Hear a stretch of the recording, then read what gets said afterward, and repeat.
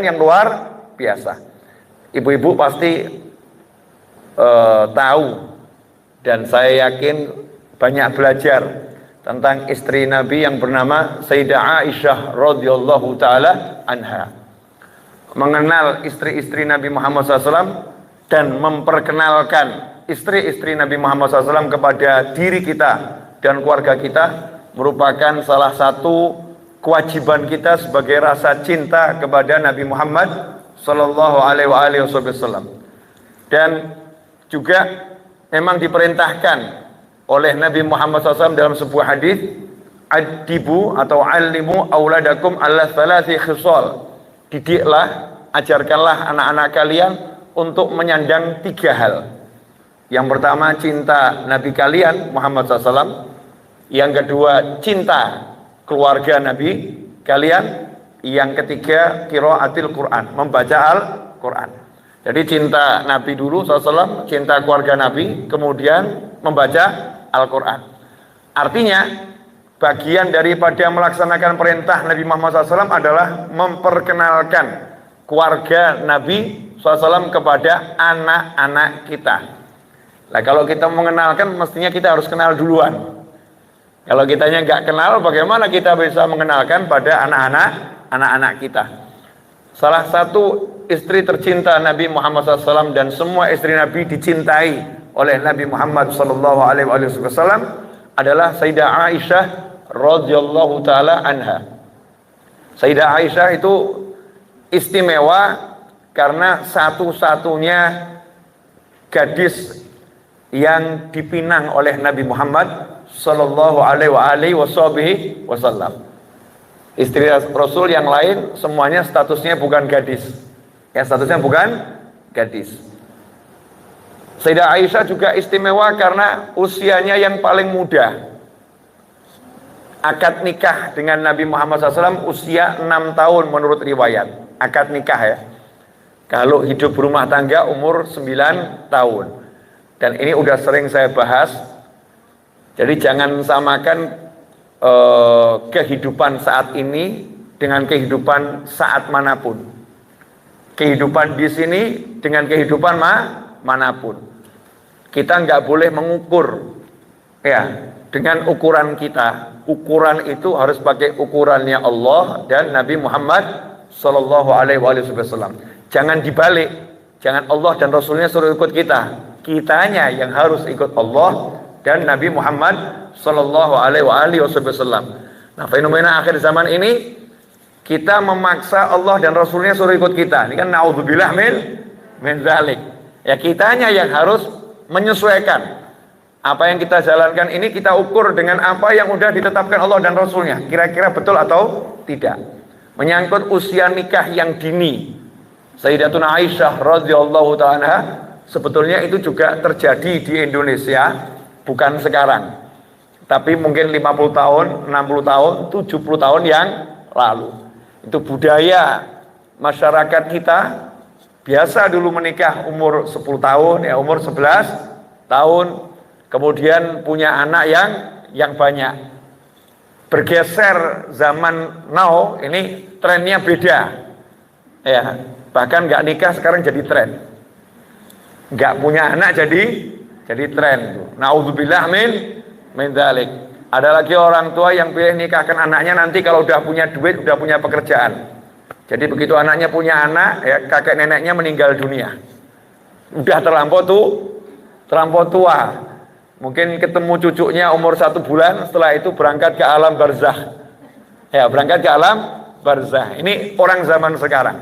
Kalau saya lebih suka ikut lebih suka mengikuti leluhur bangsa Indonesia. Leluhur bangsa Indonesia. Tapi sekarang ya kita ikuti peraturan yang ada. Sayyidatuna Aisyah radhiyallahu anha paling muda. Ya paling muda. Kalau bicara cantik, ini seringkali ada yang kalau ceramah itu nggak beres. Dianggap istri Nabi nggak cantik sallallahu. Istri Nabi SAW semuanya cantik, nggak ada yang nggak cantik. Ya semuanya cantik luar dalam, zahiran wa batinan. Jangan pernah membanding-bandingkan kecantikan istri Nabi Muhammad sallallahu alaihi wasallam. Hanya saja ada yang lebih dicintai oleh Nabi Muhammad SAW, karena cinta itu tidak bisa disamaratakan.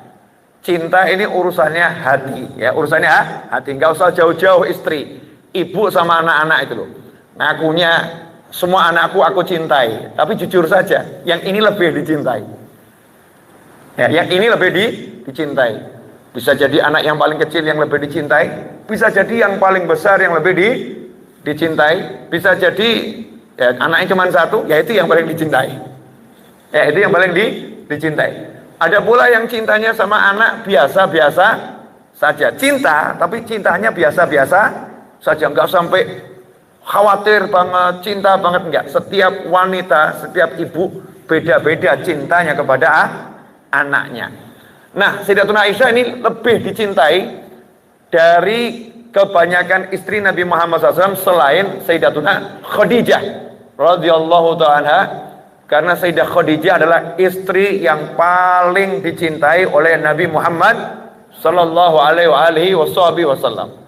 Di antara keistimewaan Sayyidatuna Aisyah, keistimewaannya Nabi Muhammad SAW wafat di pangkuan Sayyidatuna Aisyah. Ya, Rasulullah itu meninggal di pangkuan Sayyidatuna Aisyah radhiyallahu ta'ala anha. Kemudian yang kedua, yang terakhir kali bercampur ludahnya dengan ludah Nabi Muhammad SAW adalah ludahnya Sayyidatuna Aisyah. Karena sebelum meninggal Nabi Muhammad SAW minta siwak, kayu siwak. Nah, kayu siwak itu kemudian dilembutkan oleh Sayyidatuna Aisyah dengan digigit. Setelah itu dipakai oleh Nabi Muhammad SAW. Maka dikatakan terakhir kali ludahku bercampur dengan ludah Nabi Muhammad sallallahu alaihi wasallam. Kemudian juga beliau adalah anaknya Sayyidina Abu Bakar As-Siddiq radhiyallahu anhu, sahabat yang paling utama di sisi Allah Subhanahu wa taala. Kemudian juga karena usianya paling muda, maka Sayyidatuna Aisyah ini yang paling banyak bertanya dan menyampaikan ilmu Nabi Muhammad sallallahu alaihi wasallam. Kalau bahasa kita paling kritis. Ya, karena anakmu muda, paling kritis. Sehingga salah satu obrolan Nabi Muhammad SAW dengan istrinya itu menjadi sangat menarik untuk kajian ilmiah.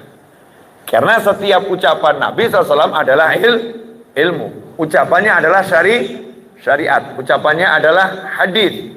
Ucapannya adalah suatu ketetapan hukum dari Allah Subhanahu wa ta'ala. Kita tahu Ka'bah itu sudah mengalami beberapa kali pemugaran. Yang terakhir di zaman Nabi SAW, Ka'bah itu pernah terbakar. Ya, Ka'bah pernah terbakar sampai runtuh batu-batunya. Hajar Aswad juga sampai lepas dari tempatnya. Karena dulu, sedikit kita belajar sejarah, orang jahiliyah dulu walaupun jahiliyah, tapi percaya kalau Ka'bah ini miliknya Tuhan, miliknya Allah. Itu orang jahiliyah. Sehingga orang jahiliyah itu tidak berani tawaf pakai baju haram. Gak berani. Kalau tawaf harus bajunya halal. Sehingga yang gak punya duit untuk beli baju halal, itu pilihannya dua, sewa baju halal atau telanjang. Jadi orang jahiliyah dulu tuh telanjang ketika tawaf, bukan karena pengen telanjang, tapi takut kalau ada pakaian haram yang melekat di tubuhnya, nanti tawaf kena laknat. Jadi pemikirannya nggak jahiliyah sebetulnya. Ya, sebetulnya nggak jahiliyah. Nah, kemudian mereka sewa, kalau nggak bisa beli baju sewa. Kenapa kok sampai semahal itu? Iya, memang dulu kain itu lebih mahal dari rumah. Kita tahu di Indonesia zaman Jepang itu ya. Zaman Jepang itu kalau punya kain itu udah termasuk orang kaya. Bajunya dari karung goni. Sehingga banyak kena sakit gatal-gatal. Rumah itu murah. Di Indonesia tanah itu murahnya dulu luar luar biasa. Setiap orang tinggal ngotak jadi rumah. Ya, rumahnya luas. Tapi kalau baju mahal. Di zaman Nabi SAW juga seperti itu. Kalau rumah itu setiap orang punya, tapi pakaian tidak, karena kain langka. Ya, kain itu langka dan harganya mahal. Nah, di depan Ka'bah itu banyak patung. Ya, banyak patung, dan orang-orang yang ada di depan Ka'bah suka mengharumkan Ka'bah. Sama sampai sekarang dimanapun kita diajarkan untuk pakai harum-haruman. Kalau bahasa Jawanya menyan. Ya, bahasa Arabnya di Pekalongan dupa. Pekalongan ya dupa. Atau kalau kita biasa beli di Mekah Madinah bukhur. Ya, pakai bukhur. Jadi kalau kita masuk Masjidil Haram, Masjid Nabawi sampai sekarang, itu ada yang petugas khusus bagian mengharumkan Masjid Nabawi dan Masjidil Haram, pakai menyan tersebut. Cuman menyannya bukan sembarang menyan, pakai kayu gaharu. Kayu gaharunya diimpor dari Indonesia, dari Thailand. Itu harganya mahal kayu gaharu. Itu yang murah itu satu kilo, ya 1 kilo 1 M itu murah. Yang bagus tuh ya, yang bagus. Karena wewangian itu sunnah Nabi Muhammad SAW. Suka malaikat dengan aroma yang wangi. Nah, di sekitar Ka'bah diharumkan begitu. Apinya ini ada yang kena kain, sehingga terbakar. Ya, sehingga terbakar. Nah, dari dua peristiwa terbakaran Ka'bah ini, ada dua kebijaksanaan yang luar biasa yang insya Allah akan saya jabarkan singkat. Mudah-mudahan manfaat buat saya dan antum semuanya, amin. Yang pertama, Ka'bah dipugar, pintunya jadi satu. Aslinya Ka'bah itu pintunya dua. Ada pintu masuk, ada pintu keluar. Tapi sejak dulu, sejak sebelum jahiliyah, Ka'bahnya sudah pintunya satu.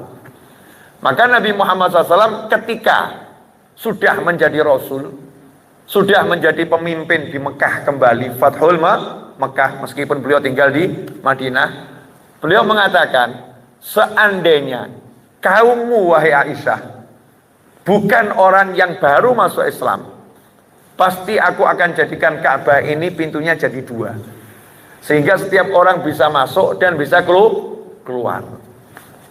Pertanyaannya, apakah itu kemudian dilakukan oleh Nabi Muhammad SAW? Tidak. Ini Rasulullah, pembuat syariat. Ngucap apapun, sahabat gak ada yang nolak, pasti ikut. Sahabat pasti ikut. Tapi perhatikan, apakah Nabi kemudian SAW menyatakan, saya Rasulullah, saya Nabi Allah, saya pemimpin kalian semua, ini Ka'bah seharusnya pintunya dua, sekarang mau saya jadikan dua. Kalau mau ikut, nggak mau silahkan pergi. Apakah begitu? Tidak. Nabi Muhammad SAW memandang ini pintu, bukan sesuatu yang urgent, bukan sesuatu yang sangat penting, bukan sesuatu yang harus, tetapi menjaga keimanan ini sesuatu yang harus. Kalau jaga keimanan, jangan pikirkan orang yang imannya kuat, jangan pikirkan orang yang imannya kokoh, tapi pikirkan sampai orang yang imannya paling lemah. Gimana caranya agar orang yang imannya paling lemah tidak lepas imannya, tidak bingung, tidak jadi ragu. Maka Nabi SAW mengurungkan ya iktikadnya, mengurungkan niatnya, mengurungkan keinginannya SAW, meskipun itu sangat baik, demi menjaga jangan sampai ada orang yang akhirnya naudzubillah min dzalik tidak suka dengan pendapat Nabi sehingga dibenci oleh Allah Subhanahu wa ta'ala. Itu namanya bijaksana. Nah, yang seperti ini kadang umat Islam nggak belajar. Ya, pokoknya aku benar harus, nggak memandang kira-kira bagaimana nih yang lain. Misal di satu masjid, ya di satu masjid kadang mau cuman masalah catnya masjid, bisa akhirnya panitianya bubar. Ya, masjidnya mau dicat lagi, yang satu pengennya hijau, yang satu pengennya putih, yang satu pengennya udah biar cat yang lama. Ini kadang gara-gara hal kecil ini bisa menyebabkan retak hubungan. Ya, retak hubungan ketika pendapat itu dipaksakan. Lihat Nabi Muhammad SAW untuk hal-hal yang urgent tapi tidak urgent gitu ya. Penting tapi tidak terlampau penting. Nabi menunda. Tidak usah dulu. Yang ini tidak usah. Inilah langkah bijaksana yang dicontohkan oleh Nabi Muhammad SAW.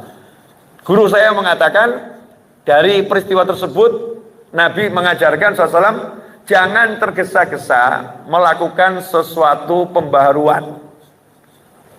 Jadi misal kita jadi takmir masjid menggantikan pengurus yang lama, namanya juga pengurus baru ya. Betul kita yang mimpin, tapi ya jangan langsung kamu rubah semua aturan yang lama, nanti masyarakatnya berontak ya, nanti jamaahnya marah. Ini kok sekarang dirubah-rubah semua ini, sekarang kok digeser-geser semua, akhirnya tidak bagus hasilnya.